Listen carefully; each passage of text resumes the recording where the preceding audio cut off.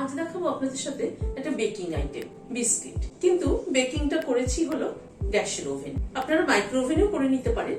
Micro ওভেনে convection মোডে 180 তে 20 থেকে 25 মিনিট করে নিলেই হবে। এটা কিন্তু কড়াইয়ের ওভেনে হতে একটুখানি সময় লাগে। চলুন তাহলে দেখে নিই কি করে বানালাম। 125 গ্রাম এখানে আনসল্টেড বাটার নিয়েছি। নরমাল এমনি যে আমুলের বাটার সেটা দিয়ে করলেও কিন্তু হবে। মাইক্রোওয়েভ করে আমি একটু মেল্ট করে নিচ্ছি। মাইক্রোওয়েভে 30 সেকেন্ড চালিয়ে নিয়েছি। 2 টেবিল চামচ মধু অ্যাড করলাম, মিশিয়ে দিচ্ছি। এখানে মেজারিং কাপের 1 কাপ ওটস নিয়েছি। ওটসটাকে জাস্ট একবার একটু চালিয়ে নেব, খুব কিন্তু ফাইন পাউডার করব না। এই যে এরকম টেক্সচার আছে। ওটসের ওজন হলো 80 গ্রাম, আর এখানে আটা মেলাচ্ছি, ওজনে হলো 150 গ্রাম। ডেসিকেটেড কোকোনাট দিচ্ছি, ওজনে হলো 70 গ্রাম। ব্রাউন সুগার দিলাম 80 গ্রাম। নর্মাল চিনি গুঁড়ো করে নিয়েছি, সেটা দিচ্ছি 40 গ্রাম। 1 চামচ দারচিনির গুঁড়ো দিলাম, ভালো করে মিশিয়ে নিচ্ছি। 1 পিঞ্চ নুন দিয়ে দিচ্ছি, মিশিয়ে নিলাম। একটা বাটিতে গরম জল নিয়েছি 1 টেবিল চামচ মতো, তাতে বেকিং সোডা দিচ্ছি 1/2 চামচ, হাফ টিএসপি। ভালো করে গরম জলে গুলে নিচ্ছি।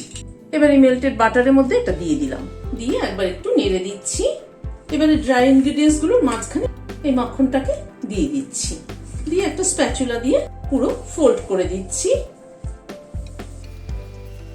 প্রথমটা স্প্যাচুলা দিয়ে ফোল্ড করে নিলাম। তারপরে জাস্ট মিক্সচারটাকে ডোটাকে এক জায়গায় করতে হবে। বিস্কিটের ডো কিন্তু কখনোই আটা ময়দার মতো মাখে না, পুরো ডোটাকে এক জায়গায় মেখে নিতে হয় হালকা হাতে। জাস্ট মেখে নিলাম। খানিকটা কাজু আর আমন্ড কুচি করে নিয়েছি, সেটা দিয়ে দিলাম, মিশিয়ে নিলাম।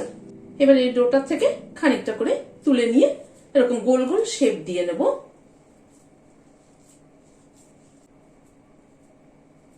এইভাবে গোল গোল শেপ দিয়ে নেব। এই থালাটার মধ্যে একটু তেল মাখিয়ে নিয়েছি, এর মধ্যে দিয়ে দিচ্ছি। এভাবে তৈরি করে নিচ্ছি। একটা কড়াইকে প্রিহিট হতে দিয়েছি, মিনিট 5 মতো প্রিহিট হয়েছে। আর ঢাকনার যে হোলটা আছে সেটাকে একটা লবঙ্গ দিয়ে বন্ধ করে দিয়েছি। প্লেটটাকে বসিয়ে দিলাম, ঢাকনাটা দিয়ে দিচ্ছি। প্রায় মিনিট 40 টাইম লাগবে এখানে হতে। গ্যাসের ফ্লেমটাকে মিডিয়ামে রাখলাম, প্রায় মিনিট 40 মতো লাগলো। গ্যাসের ফ্লেমটা এবার বন্ধ করে দিচ্ছি। এটাকে নামিয়ে ঠান্ডা হতে দেবো। ঠান্ডা হলে পরে এটা আস্তে আস্তে শক্ত হয়ে যায়। ভিডিওটা যদি ভালো লেগে থাকে তাহলে একটা লাইক এবং সাবস্ক্রাইব করার অনুরোধ রইল। আজ তাহলে এখানে শেষ করছি।